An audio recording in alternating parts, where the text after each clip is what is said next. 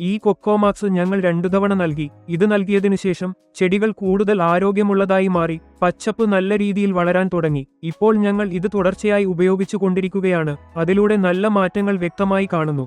4-5 തവണ കൊക്കോമാക്സ് തളിക്കുകയോ അല്ലെങ്കിൽ root trenching ചെയ്യുകയോ ചെയ്താൽ പൂവിടുന്ന ഘട്ടം, കായ്ക്കൽ, രോഗനിയന്ത്രണമെല്ലാം നല്ല നിയന്ത്രണത്തിലാണ്. ഇത് ചെടികളുടെ വളർച്ചയ്ക്ക് വളരെ സഹായകരമാണ് എന്ന് ഞങ്ങൾ വ്യക്തമായി അനുഭവപ്പെട്ടു. ഇത് 12 ഏക്കർ സ്ഥലമാണ്. ഈ 12 ഏക്കറിൽ ഏകദേശം 900 മുതൽ 1000 വരെ ചെടികളുണ്ട്. ഇപ്പോൾ ഏകദേശം 2 വർഷമായി ഇതിൽ ഇതിനകം 4-5 മരങ്ങളിൽ പൂക്കൾ വന്നിട്ടുണ്ട്. ഹലോ, എന്റെ പേര് കൃഷ്ണറെഡ്ഡി. ഞാൻ കൃഷ്ണഗിരി ജില്ലയിലെ ഹൊസൂർ താലൂക്കിലെ മുതുകനപ്പള്ളി പഞ്ചായത്തിലെ ബാലഗിരി ഗ്രാമത്തിൽ നിന്നുള്ളയാളാണ്. ഇത് എന്റെ ഭൂമിയുടെ തൊട്ടടുത്തുള്ള ഒരു വസ്തുവാണ്. ഇതൊരു സുഹൃത്തിന്റെ ഭൂമിയാണ്. അദ്ദേഹത്തിന്റെ പേര് കിരൺ കുമാർ. അദ്ദേഹം ബാംഗ്ലൂരിലാണ്. ഒരു കർഷകനെന്ന നിലയിൽ അദ്ദേഹം പൂക്കളും പച്ചക്കറികളും വളർത്തിയിരുന്നു. എന്നാൽ അദ്ദേഹത്തിന് ലേബർ മെയിന്റനൻസ് ചെയ്യാൻ കഴിയാത്തതിനാൽ അദ്ദേഹം അത് നിർത്തി ഈ തെങ്ങുകൾ നട്ടു. ഇത് 12 ഏക്കർ സ്ഥലമാണ്. ഈ 12 ഏക്കറിൽ ഏകദേശം 900 ചെടികളുണ്ട്. ഇപ്പോൾ ഏകദേശം 2 വർഷമായി 4-5 ഘട്ടത്തിലുള്ള പൂക്കൾ വന്നിട്ടുണ്ട്.